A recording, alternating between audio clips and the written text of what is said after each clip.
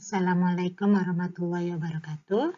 Pada segmen ini kita akan membahas diskoneksi untuk senyawa yang memiliki ikatan atom yang heterogen atau secara umum kita sebut CX, artinya C dengan atom X.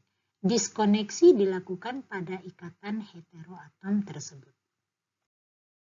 Contoh pertama adalah senyawa benzil benzoat yang sering digunakan sebagai salah satu bahan dalam parfum.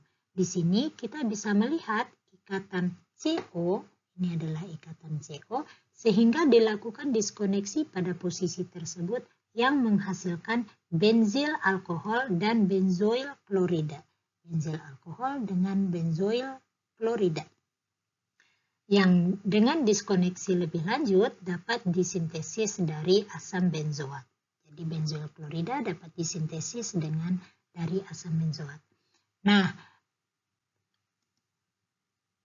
benzoil klorida merupakan turunan ester asam benzoat yang lebih reaktif sehingga transformasi ini dilakukan.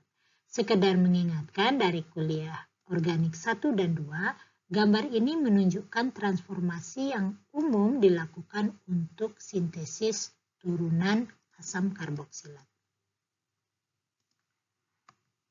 Nah, kalau kita lihat, kalau Anda ingat ini dari organik 1 dan 2, ini adalah urutan kereaktifan dari turunan asam karboksilat.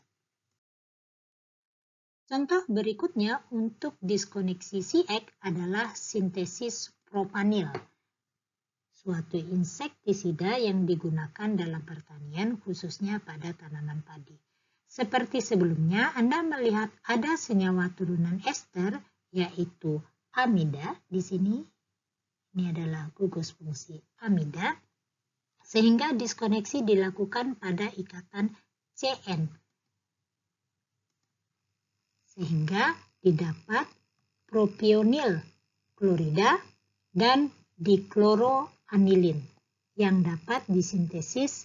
Ini adalah dikloroanilin, propionil klorida yang dapat disintesis dari gugus nitro dan selanjutnya bisa dibuat dari diklorobenzen sebagai bahan yang paling sederhana.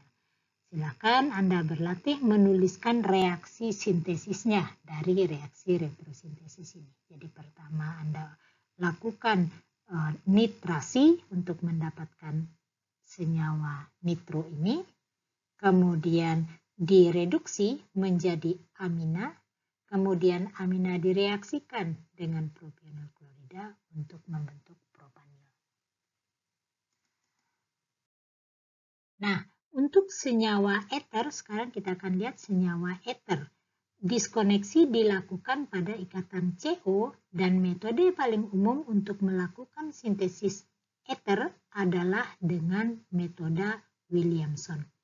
Nah, untuk senyawa ini untuk senyawa target molekul kita kali ini ada dua kemungkinan diskoneksi. Karena eter Anda bisa mendiskoneksi pada mengikuti rute A di sini pada karbon oksigen yang di sebelah kiri atau karbon oksigen yang di sebelah kanan. Rute mana yang lebih baik? Nah, rute A kalau kita lakukan diskoneksi dengan rute A kita akan mendapatkan dua building block ini. Nah, rute A tidak dapat dilakukan dengan reaksi substitusi nukleofilik, sehingga alternatifnya adalah membalikkan kepolaran C menjadi negatif. Jadi dalam hal ini kita tidak bisa melakukan substitusi nukleofilik kepada aromatik. Begitu ya, kenapa? Aromatik kaya elektron. Reaksi pada aromatik adalah substitusi elektrofilik. Nah, bagaimana kita membalikkan kepolaran pada C? Yaitu dengan membuat ikatan dengan logam. Contohnya dibuat dengan litium, ya, direaksikan dengan litium.